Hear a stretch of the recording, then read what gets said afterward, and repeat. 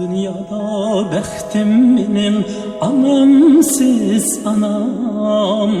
Nəsihətlik sözleriniz dilimde anam.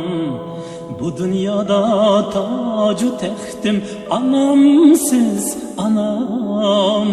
Ten düşüm uluzar anamsız anam. Ay mihriban anam, ay azizim anam.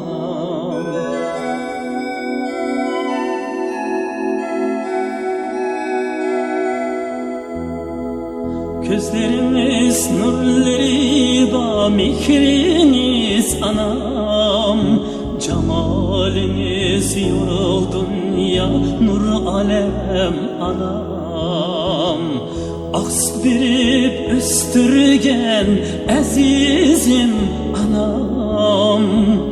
Bu dünyada en mukaddes munarim anam.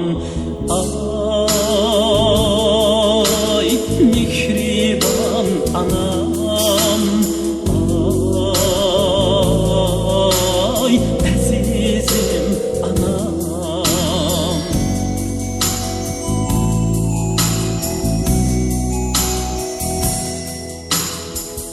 Anam nəsihətini yürekte tutay. Ata-anam qanitim göklerde uçay. Hak ediniz ni ahlab mihriban anam. Atam hürmini basay kadirdan anam. Ay mihriban anam,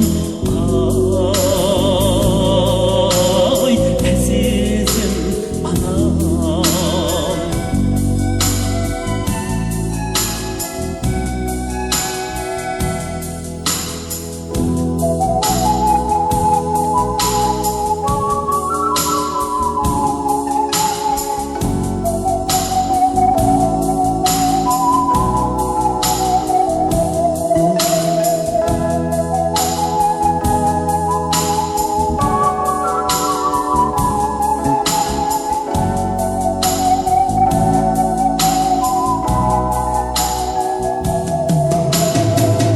Kelinle anilani hürmet kılınlar.